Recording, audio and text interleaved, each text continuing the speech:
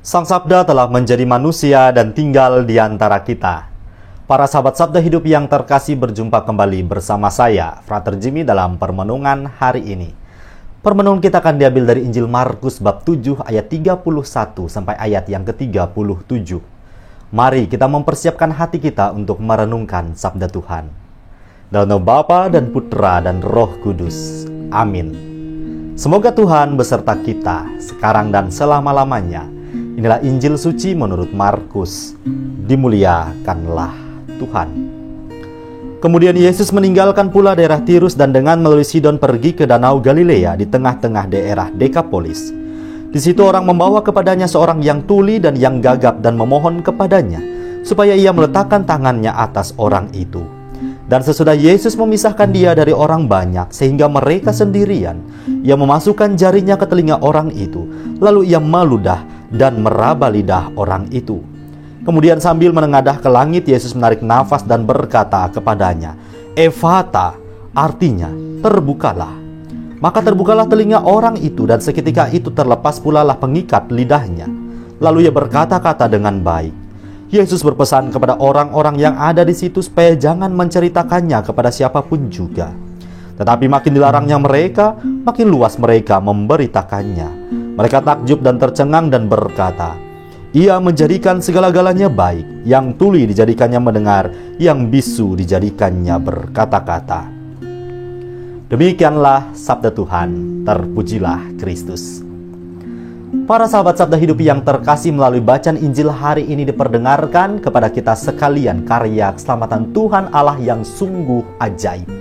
Dikisahkan bahwa ketika Yesus meninggalkan daerah Tirus dan melanjutkan perjalanannya ke Danau Galilea, setibanya di tempat itu dibawalah kepadanya seorang yang tuli sekaligus gagap.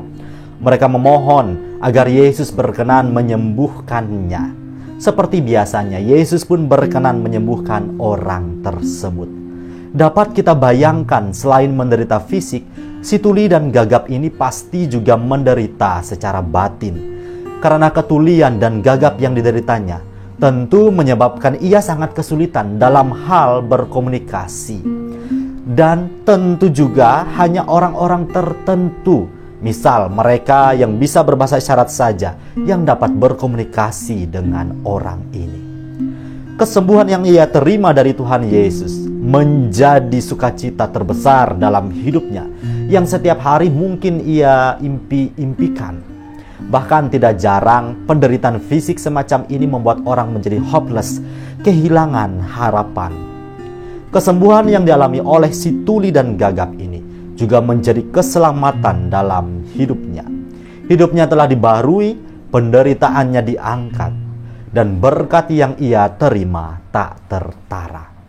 Lantas para sahabat Sabda Hidup yang terkasih, sabda Tuhan hari ini mau berbicara apa kepada kita sekalian? Bahwasanya melalui permenungan hari ini kita pun diajak untuk menelisik hidup kita masing-masing. Mungkin kita tidak menderita ketulian dan gagap secara fisik, tetapi bisa saja batin kita mulai tumpul dikala kita tidak mengindahkan suara Tuhan untuk hidup dalam terang roh dan kebenaran. Saat itulah ketulian batin meliputi diri kita. Dikala kita bermalas-malasan berdoa, disitulah kegagapan meliputi diri kita. Maka para sahabat Sabda Hidup yang terkasih, mari dengan tidak jemu-jemunya kita datang kepada Tuhan, mohon agar Ia senantiasa membuka telinga kita agar selalu dapat mendengar suaranya. Kita mohon kepada Tuhan agar mulut kita senantiasa mewartakan kabar gembira, karya keselamatan Tuhan Allah semata. Di dalam Tuhan ada kesembuhan, dan hanya melalui Dia sajalah keselamatan hidup dapat kita peroleh. Selamat merenungkan, semoga kita sekalian dimampukan untuk mewujudkan semuanya ini dalam terang iman akan Kristus Tuhan. Semoga Allah yang Maha Kuasa memberkati kita, melindungi kita terhadap dosa, dan menghantar kita ke hidup yang kekal. Amin. Dalam nama Bapa dan Putra dan Roh Kudus. Amin.